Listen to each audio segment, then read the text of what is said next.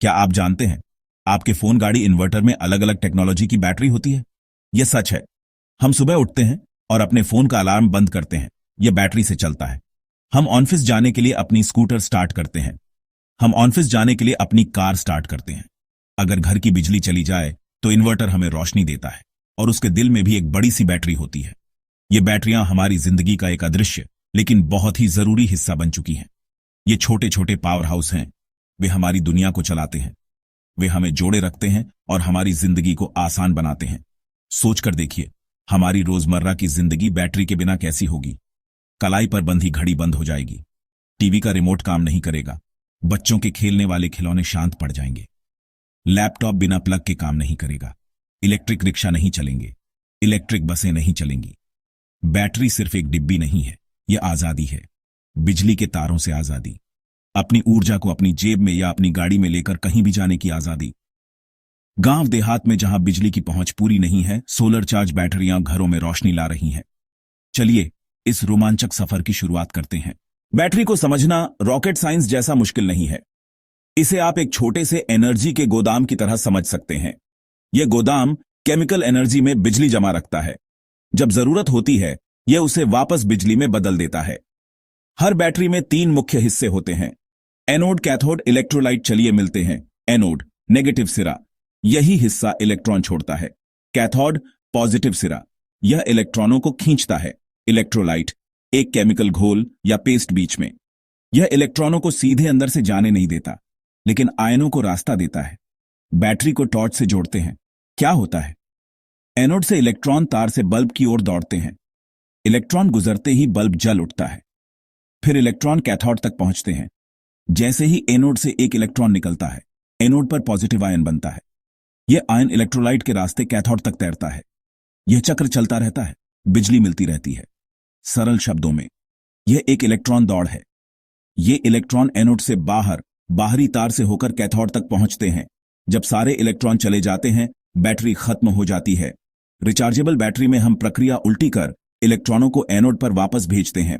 अब जब हम ये समझ गए हैं कि बैटरी काम कैसे करती है, तो चलिए इसके 2 मुख्य प्रकारों के बारे में जानते हैं। बैटरियां मुख्य रूप से 2 तरह की होती हैं, प्राइमरी, सेकेंडरी। प्राइमरी बैटरी बडी यूज एंड थ्रो। एक बार केमिकल एनर्जी खत्म, इन्हें चार्ज नहीं कर सकते। यह बहुत आम है। आपके टीवी के रिमोट में यह अक्सर होती है। दीवार घड़ी में प्राइमरी बैटरी, बच्चों के खिलौनों में लगाए गए छोटे सेल। इन्हें बनाना सस्ता होता है। ये लंबे समय तक पावर बनाए रख सकती है। प्राइमरी बैटरी के अंदर केमिकल रिएक्शन सिर्फ एक दिशा में चलता है। एनोड के केमिकल कैथोड की तरफ जाकर बिजली बनाते हैं और जब यह हो जाता है तो प्रक्रिया खत्म हो जाती है। लेकिन सबसे बड़ा नुकसान, पर्यावरण पर प्रभाव, बार बार फेंकना पड़ता है। अब बात करते हैं सेकेंडरी बैटरी की। ये हमारी जिंदगी की असली हीरो हैं। सेकेंडरी बैटरी रिचार्जेबल डिस्चार्ज के बाद इन्हें फिर से बिजली से चार्ज करके इस्तेमाल कर सकते हैं। आपके स्मार्टफोन में यही आती हैं। लैपटॉप में भी यही बैटरियां होती हैं। सेकेंडरी बैटरियों के केमिकल रिएक्शन को उल्टा किया जा सकता है। जब हम इन्हें चार्जर से जोड़ते हैं, बिजली इलेक्ट्रॉनों को कैथोड से एनोड की तरफ धकेल देती है। लेकिन लंबे समय में यह सस्ती पड़ती है। सैकड़ों या हजारों चार्ज तक रिचार्जेबल बैटरियों ने पोर्टेबल इलेक्ट्रॉनिक्स और इलेक्ट्रिक गाड़ियों की क्रांति संभव बनाई। चलिए अब रिचार्जेबल बैटरियों की दुनिया में गोता लगाते हैं। सबसे पहले बात करेंगे लेड एसिड बैटरी। यह टेक्नोलॉजी 150 साल से भी ज्यादा पुरानी है, फिर भी इसे बड़े पैमाने पर इस्तेमाल किया जाता है। भारत में लगभग हर किसी ने इसे देखा है। रात में बिजली जाने पर इन्वर्टर में यह बैटरी रोशनी देता है। गाड़ियों, ट्रकों, बसों, इसकी मजबूती एक बड़ा फायदा है। इसकी कम कीमत भी एक बड़ा फायदा है। लेड एसिड बैटरी का काम करने का तरीका बहुत सीधा है। जैसा कि नाम से पता चलता है, इसमें लेड यानी सीसे की प्लेटें होती हैं। ये प्लेटें सल्फ्यूरिक एसिड के घोल में डूबी रहती हैं। यही एसिड इलेक्ट्रोलाइट का काम करता है। ये बैटरियां बहुत ज्यादा करंट दे सकती हैं, इसीलिए यह इंजन स्टार्ट करने जैसे मुश्किल काम आसानी से कर लेती है। सबसे बड़ी कमी है इसका वजन और आकार। आप इन्हें स्मार्टफोन या लैपटॉप जैसी छोटी चीजों में इस्तेमाल नहीं कर सकते। इन्हें सीधा रखना जरूरी है, नहीं तो एसिड लीक हो सकता है। इनकी एनर्जी डेंसिटी बहुत कम होती है, मतलब उतनी ही ऊर्जा के लिए आपको बहुत बड़ी और भारी बैटरी चाहिए होगी। इन्हें समय समय पर रख रखाव की जरूरत पड़ती है, जैसे डिस्टिल्ड वाटर डालना, साथ ही लेड और सल्फ्यूरिक एसिड दोनों ही पर्यावरण और सेहत के लिए हानिकारक होते हैं। यह एक पुराना पर खरा सोना है।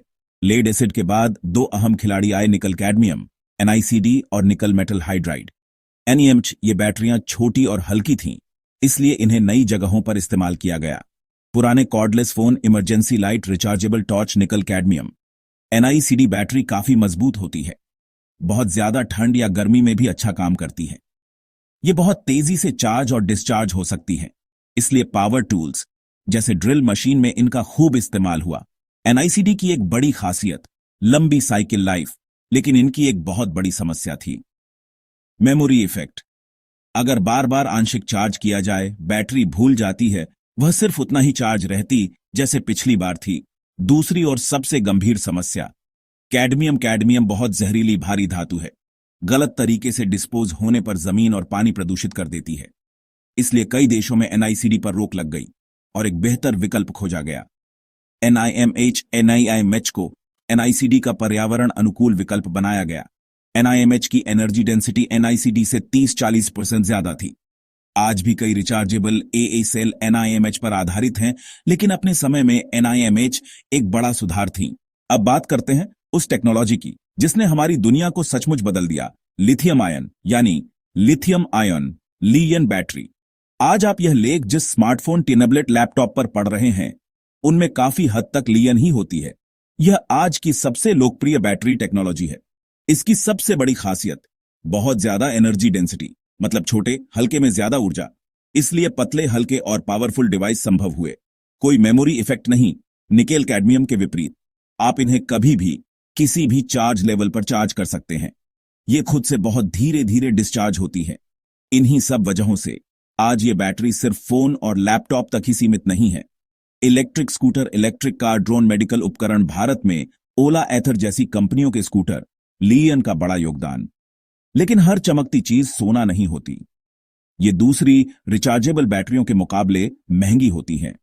इनकी लाइफ भी सीमित होती है, आमतौर पर 2 से 3 साल। अगर ये खराब हो जाएं, ज्यादा गर्म हो जाएं या इनमें कोई नुकीली चीज चुभ जाए तो आग लग सकती है या ये फट भी सकती है। इसीलिए इनमें एक बहुत ही जटिल बैटरी मैनेजमेंट सिस्टम यानी BMS लगाना पड़ता है। इसी सुरक्षा और डिजाइन की आजादी के लिए लिथियम पॉलीमर या लिपो विकसित की गई। लिथियम आयन बैटरी भले ही आज की स्टार है, लेकिन इसकी कुछ बड़ी चुनौतियां हैं। लिथियम, कोबाल्ट और भारत को अपनी जरूरत का लगभग सारा लिथियम आयात करना पड़ता है। यह हमें दूसरे देशों पर निर्भर बनाता है और महंगा भी पड़ता है। इसी समस्या का एक बहुत ही शानदार और सस्ता समाधान बनकर उभर रही है सोडियम आयन बैटरी। जैसा कि नाम से ही पता चलता है, इसमें लिथियम की जगह सोडियम का इस्तेमाल होता है।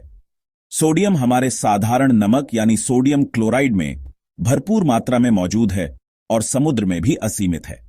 सोडियम आयन बैटरी की टेक्नोलॉजी लिथियम आयन जैसी ही है, बस इसमें चार्ज को लाने ले जाने का काम लिथियम आयन की जगह सोडियम आयन करते हैं। सोडियम लिथियम की तुलना में बहुत सस्ता और आसानी से उपलब्ध है।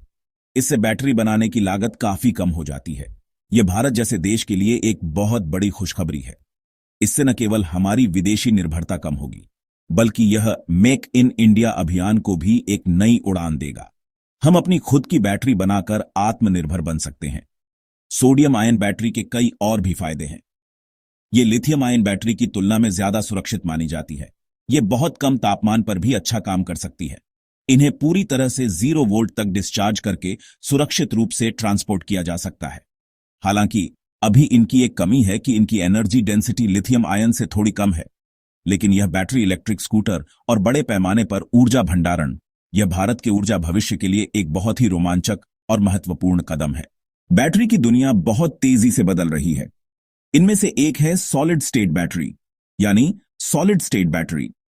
आज की लिथियम आयन बैटरी में एक लिक्विड या जेल इलेक्ट्रोलाइट होता है जो आग लगने का एक मुख्य कारण है। सॉलिड स्टेट बैटरी में इस लिक्विड की जगह एक ठोस यानी सॉलिड पदार्थ का इस्तेमाल किया जाता है, जैसे कि सिरेमिक या ग्लास। सॉलिड स्टेट बैटरी का सबसे बड़ा वादा है इनकी अविश्वसनीय एनर्जी डेंसिटी। ऐसा माना जा रहा है कि ये आज की लिथियम आयन बैटरी के मुकाबले 2 गुनी या तिगुनी ऊर्जा स्टोर कर पाएंगी। एक और दिलचस्प भविष्य की तकनीक है मेटल एयर बैटरी, जैसे कि लिथियम एयर या जिंक एयर। इनमें कैथोड के तौर पर हवा में मौजूद ऑक्सीजन का इस्तेमाल किया जाता है, जिसे ये एक खास झिल्ली के जरिए अंदर लेती है। चूंकि इन्हें अपने अंदर कैथोड का भारी सामान लेकर नहीं चलना पड़ता, इसलिए ये सैद्धांतिक रूप से बहुत ज्यादा हल्की हो सकती है। और फिर है हाइड्रोजन फ्यूल सेल, यानी hydrogen fuel cell. Fuel cell में हाइड्रोजन और ऑक्सीजन के बीच एक केमिकल रिएक्शन कराकर बिजली बनाई जाती है और वेस्ट प्रोडक्ट के रूप में सिर्फ पानी निकलता है। हम एक ऐसे युग के मुहाने पर खड़े हैं जहां बैटरी सिर्फ एक उपकरण नहीं है, बल्कि भारत की प्रगति का प्रतीक बन रही है। आज जब हम सौर ऊर्जा, पवन ऊर्जा और इलेक्ट्रिक गाड़ियों की बात करते हैं, तो इन सभी क्रांतियों के केंद्र में एक ही चीज है, एक कुशल और सस्ती बैटरी। भारत ने यह समझ लिया है कि अगर हमें ऊर्जा में आत्मनिर्भर बनना है और जलवायु परिवर्तन की चुनौती का सामना करना है, तो हमें बैटरी टेक्नोलॉजी में महारत हासिल करनी होगी। भविष्य ऊर्जावान है और भारत इसे शक्ति देने के लिए तैयार है।